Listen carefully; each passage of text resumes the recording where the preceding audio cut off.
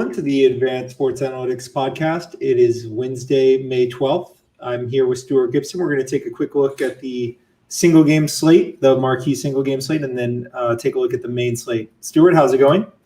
Yeah, going well. We did I think a pretty thorough deep dive into the Knicks Lakers game last night, and then kind of just played out in weird fashion late in the night. Alec Burks got ruled out, and that kind of shifted some of our projections and thinking around guys like Derrick Rose. Caruso getting injured in the first quarter did not help. Barrett got kind of all the run that you could have hoped for, just didn't have a good shooting night. Looking forward to tonight's slate. Washington, Atlanta, two fun teams with some fun pieces on both sides. Looking forward to discuss the champion single game slate as well as the main. So starting with the single game slate, we have the first ESPN game, Hawks and Wizards. Usually they make the late game the marquee game, but they chose to do the early game this time. We never bury the lead, so I'll go with our early optimizer, which probably is not going to change. There's no relevant injury information that's likely to shape up. We have Bogdanovic at the captain spot, followed by Westbrook, Capella, Hachimura, and Nato at the util spot. And then we have closely following, just 1.5 points behind, we have Westbrook at captain, and then Capella, Hachimura, Nato, and Bogdanovic. And then our first kind of punchish lineup is 3.5 points behind. That one has Bogdanovic at captain, Westbrook, Capella, Hachimura, and Chandler Hutchinson. So let's see. This is a nice game in that we are unlikely to get any injury news. Likely to be a fast-paced, somewhat closely contested game with no injury news. So it's quite refreshing. Yeah. And I think just the way the teams are structured, it figures to me to be a pretty tight player pool. Like Westbrook just accounts for so much of Washington's offense, and Young, Bogdanovic, Capella really account for so much of Atlanta's offense that I think you can kind of get away with having a pretty tight player pool. When we run our top 20 optimals, it has 12 unique players and 20 different lineups of five players per lineup, and I do think that's pretty indicative of how you're going to want to play the slate, keeping player pool tight. We've got 100% exposure to, in the top 20 optimals, to Bogdanovic, Westbrook, and Capella. I think, figuring out the right deep plays is going to be the key to the slate, as where last night with New York and LA, there was kind of, I think it was like a fairly deep player pool. Both teams have productive players, eight players deep. Not so sure that that's going to be the case tonight.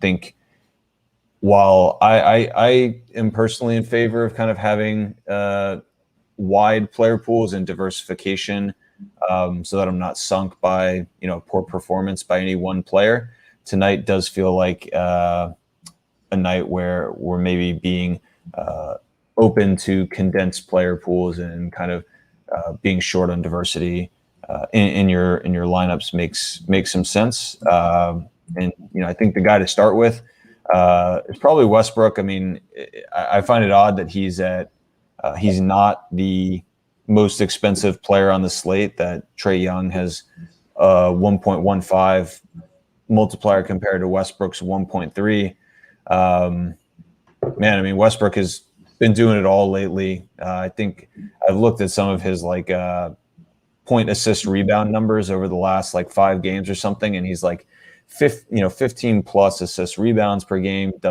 gets the points.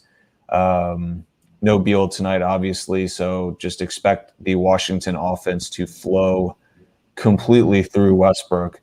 To me, he feels like an unfadable play, given the 1.3 multiplier and not kind of the true 1x floor.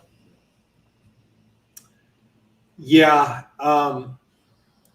Just to give people an idea of why we might call him unfadable, Westbrook, we project for 84.66 points post multiplier. And to be fading him, you would essentially be making a statement that he's not going to finish in the top 5. Our 6th highest projected player has a projected value of 53.4. So it's just very unlikely that he falls that much, or that some of the other players spike. I mean, granted, you do have some players with pop down there, like a John Collins or something, but it's just likely that your cutoff for 5th is likely to be 60 points, and we have Westbrook at 84.66 points. So I would agree with the assessment that he's unfadable. I guess the conversation should be for those players that are focused on cash games, which of our optimals would you choose for cash? Basically, I would view it as a 3-way conversation between our current top 3 optimals. The Bogdanovich captain is currently projected highest, but we've mentioned in the past that sometimes the higher usage guy has favorable distribution characteristics. So Westbrook at just 1.7 points trailing at captain makes some sense.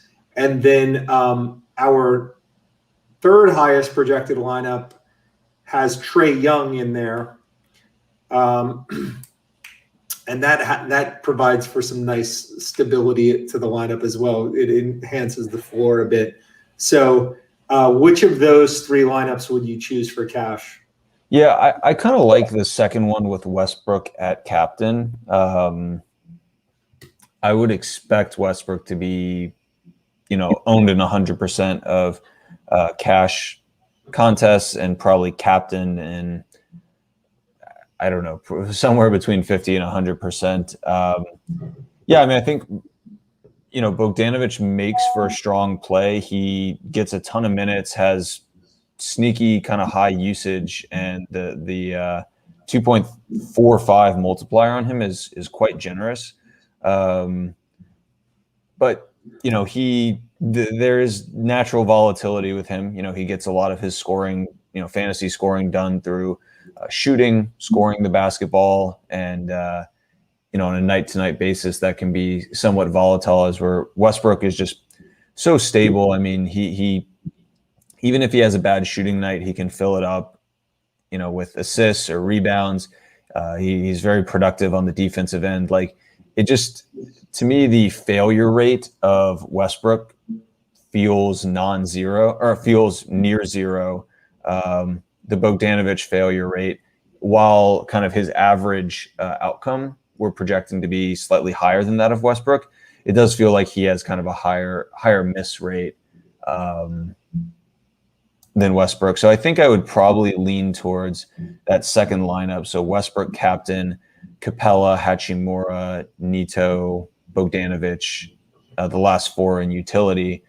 The third lineup is interesting, as it's kind of, it takes on more volatility with Bogdanovich at captain, but you get a little more stability by losing Nito from your util and picking up Trae Young, who, given the low multiplier on him, I don't think he's got an exceptional ceiling for, I think he's got, a lower ceiling than someone like Nito, but I think also a naturally higher floor. So, you're kind of trading between lineups 2 and 3. You're kind of getting in lineup 2 more stability at captain with Westbrook. Lineup 3, you're increasing your stability at util by swapping Young in for Neto. And then kind of the combination of those two concepts would be this lineup down here that has Westbrook captain, and then Trae Young, Capella, Rui, Bogdanovic, which is probably the safest of the lineups. But I think you also are sacrificing some projectability. It's we're projecting it as almost 5 points below the optimal, and a solid 1 to 2 points below some of these other more conservative lineups that are towards the top of our optimals. So my quick tournament takes. I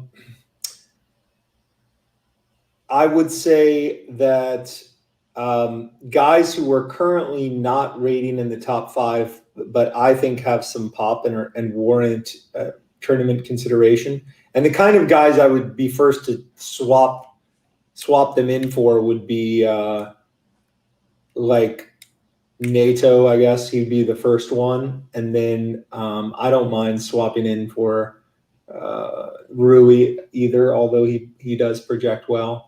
But the guys that I like that have tournament pop, I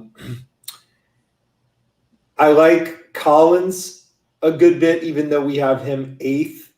He gets pop because he can light up the defensive stats that do well on SuperDraft. I like Robin Lopez for a little bit of pop, although he's currently rating 9th for us. He again can get some defensive stats, and when you get 3 points for a block or steal and you get the big multiplier on that, it can add up quickly. Davis Bertans used to be a guy that would show up in tournament winning lineups fairly often because he had some upside pop. He hasn't had as much pop this season, but at the 2.35 multiplier, I don't mind Bertans. We currently have him rated 8th. And then, as we mentioned, Chandler Hutchinson at the very high multiplier of 2.85. Gets in there a little bit. It's just 3 pointers there, basically. And then it gets pretty chancy from there. So you have like Herder that could get there every once in a while. Even his multiplier could be better. It's 2.15. But I would tend towards the guys that can get there on defensive stats. Yeah.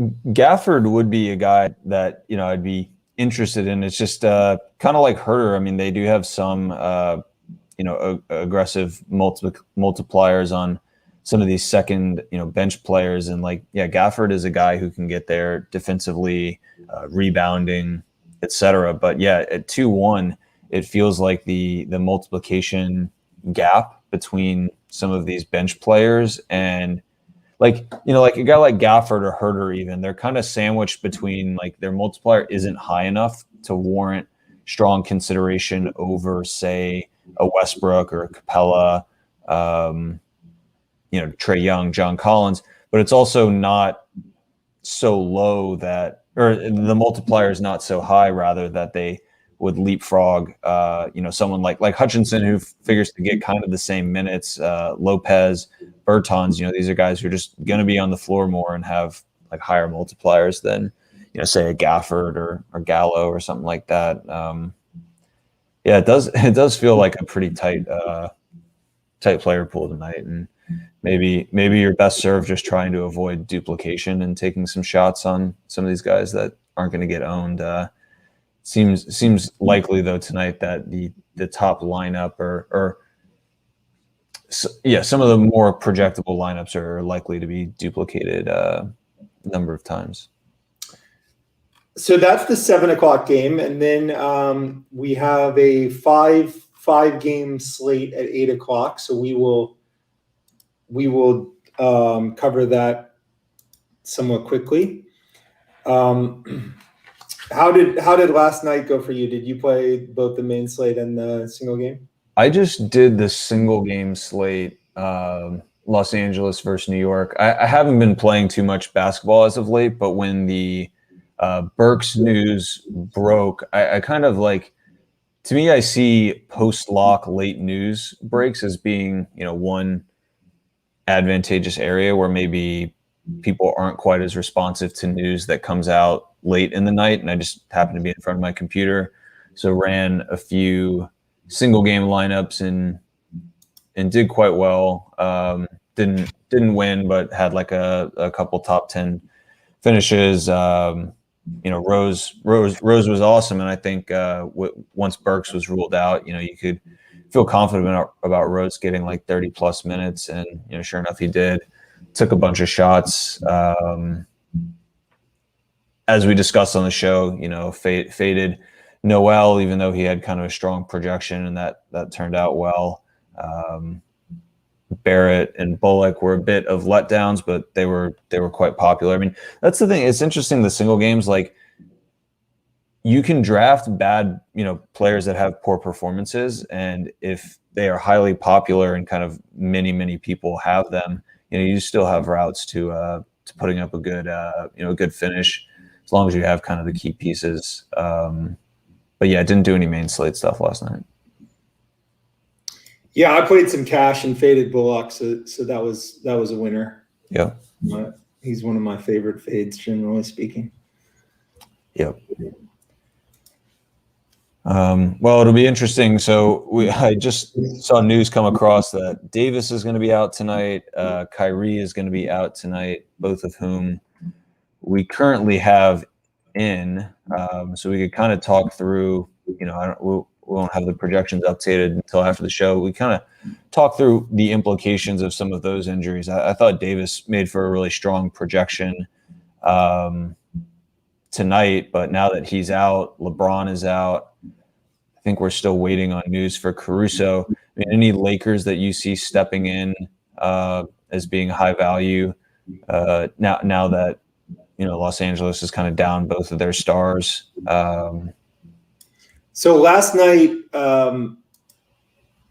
people were confused because Wes Matthews started in place of Kuzma when Kuzma was expected to start. But I would expect Kuzma to be a lock tonight. Usually, their multiplier has been trending down quite strongly, but I think I'm pulling it up right now. I think he will be a lock. Let's see. Yeah, we have him now projected for 30 minutes. I would expect that number to increase to, somewhere in the 33 to 35 range. Yeah, 1-4. It's not great, but I think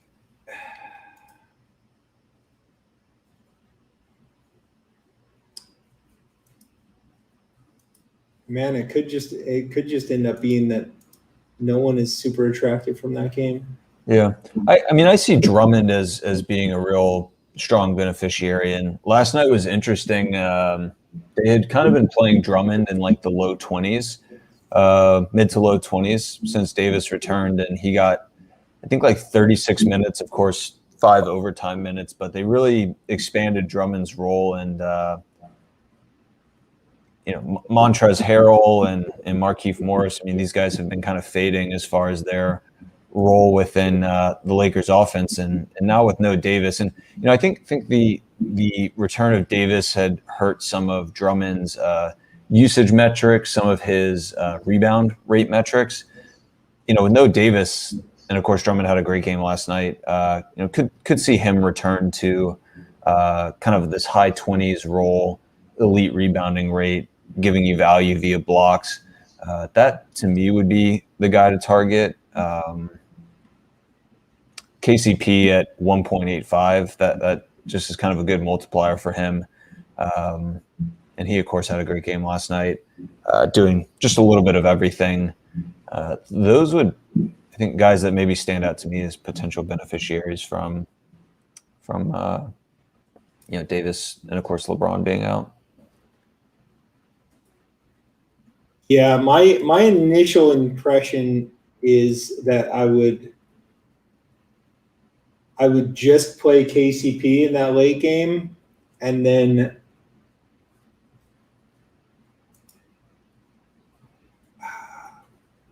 maybe Olynyk, and then just leave it there, and then use that as a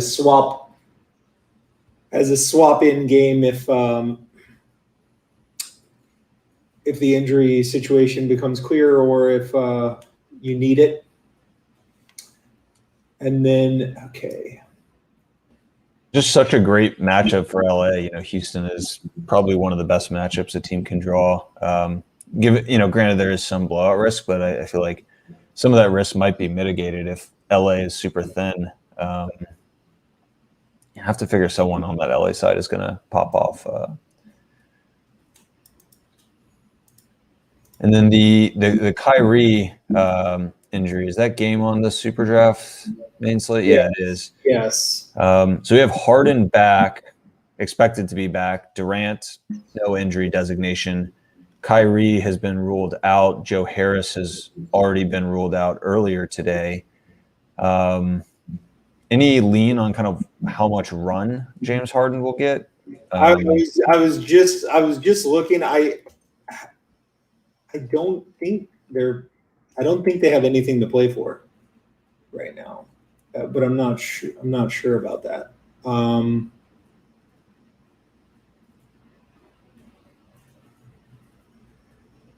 Yeah. Do you like? Yeah. So none of those guys, as of now, and as mentioned, we'll have to update the projections after the show. None of the Brooklyn guys are popping, and I could see just a couple, extra usage points for Durant and Harden. Maybe Harden gets a little more than the 28 minutes we're projecting him at. I don't know. It does feel like a game where maybe one of these secondary players like Bruce Brown, Jeff Green, something like that. Someone like that could have a prominent role. It just, you are playing a little bit of like pick 'em with these guys, and obviously Bruce Brown, for example, has ample routes to failure, but there are paths to him being kind of a low-owned stud that maybe wins a tournament. So I don't know. I think taking a shot on one of these Brooklyn high multiplier guys, Brown, Griffin, even, perhaps could be, worth consideration. Durant, yeah, I mean, just 105 is kind of a low multiplier for him. We have him projected reasonably well. I don't know, probably in the top or around 20th in our projections. But if you are building a cash lineup, he probably isn't going to be a part of it unless you're building multiple tournament lineups. Might not be a part of your player pool for tournaments either. I think the Nets do need to win, and so I think you can expect normal run for Harden. Okay, well that would be, I mean, yeah, 1.2 that would make Harden, I think, a great value. We'll have to pay close attention to Twitter and see if there's any lean on, how he plays, or how many minutes he can be expected to play. Right now, he's not a part of kind of the player mix at the 28 minutes we're projecting him. But if that were to jump up to like, 36, 37 minutes, like, he gets when he's fully healthy at 1.2, I mean, I would figure he'd be in a smash spot. So I'll have to take a close look at news. I guess we can. This is like normal difficulties squared, because you have more injuries than usual, and then they change the playoff situation for this year, and it's an especially complicated year. But I think the gist of it is that the Spurs have a outside shot at making the play-in tournament. So the Spurs are super motivated. No, I'm sorry. They should make the play-in tournament. They very strongly should make the play-in tournament. But they still need to win, and Brooklyn needs to win to maintain the second seed in the Eastern Conference. Yeah. Although, yeah, and I believe they want the second seed. Yeah, so Brooklyn, I would expect Harden to get normal run. All right. Well, if that's the case, I think he could be in play. There are a number of, I think, really good values that open up due to injury in Boston and New Orleans. The top few guys in our projections are Nickeil Alexander-Walker, who, New Orleans is very thin, no Lonzo, no Ingram or Williamson, of course. Steven Adams continues to be out. Josh Hart continues to be out. And we did have that stretch, I don't know, about a month ago or so before Alexander Walker got injured, where in the absence of Lonzo and Ingram and Williamson, it was kind of like the Alexander Walker and Josh Hart show. No Josh Hart tonight. I mean, I expect Alexander Walker to play a ton, and he has been pretty effective in these spots before. You think there's any reason to fade Alexander Walker, just kind of plug in the guy with the high multiplier who I think should get minutes in kind of the mid 30s with relative ease, and be pretty high usage for New Orleans. Yeah, seems like a lock at the 1.7 multiplier. We have him 10 points clear of any other guard. So seems like a lock, and unlikely to finish outside the top three. Yeah. Who else do you view as? We have him 10 points clear of Fournier, who's our second highest, and then Tatum is our third highest, but Fournier and Tatum have forward eligibility, and forward we're projecting somewhat weakly tonight, so it would be a reasonable play, probably a recommended play, to go ahead and take Alexander Walker, Fournier, and Tatum in most lineups, tournament and cash. And with Fournier at 1.6, would you agree he's fine to play with Tatum? Yeah, I think so. It's a great matchup going up against Cleveland. They're terrible defensively. And, no Walker, no Smart, no Jaylen Brown. It's kind of Tatum and Fournier are really the only trustworthy scorers in that starting line. It's looking like it's going to be Pritchard, Langford, Fournier, Tatum, and Tristan Thompson with Robert Williams out. So, yeah, I just expect both those guys to play minutes in the mid to high 30s, probably take, 15, even 20 plus shots. Tatum probably can get to 20 plus shots. I would say Fournier, can take 20 plus shots, but probably more in like the, 16 to 19 type range. Short slate, great matchup, ton of injuries I'm fine with. And of course, like you said, the 1.6 multiplier on Fournier. I'm fine with playing both those guys in the same lineup, same tournament lineup, and obviously same cash lineup. So we do have a time constraint today. I'll wrap up some of my tournament views. I think We like Drummond as a lock at the center position. We think Gobert is your best tournament pivot. Another reasonable play would be to play no pure centers and play Tristan Thompson at center. If you do play Tristan Thompson at center, I would recommend dropping one of the Boston guys, most likely Fournier. Playing 2 Boston guys is fine, but 3 is going to be too many. I think that you should be overweight guard and take advantage of dual eligibility. We mentioned locking in Alexander Walker, Fournier, Tatum. Caldwell Pope is in the tournament conversation with 1.85 multiplier.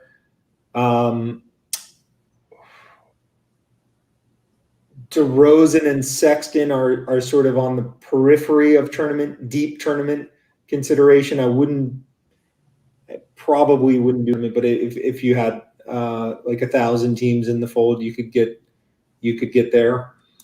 And Doncic and DeJounte Murray are deep tournament plays again, but we do not like them very much tonight. So with that, we will go.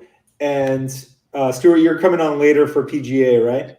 Yeah, I'll probably will do like a static podcast on Spotify or something, just running through some of the projections, top plays. We do have a free SuperDraft PGA projection and optimizer tool that people can find on the site. We can link that out in the when we post the podcast. So yeah, should be a good end of week here. PGA, baseball, NBA. Looking forward though to getting to the other side of the regular season. I know NBA is pretty crazy this time of year, and they're trying to jam in some of those last games. So but yeah, looking forward to playoffs starting and kind of the short slates. All right, sounds great. We'll be back on Friday.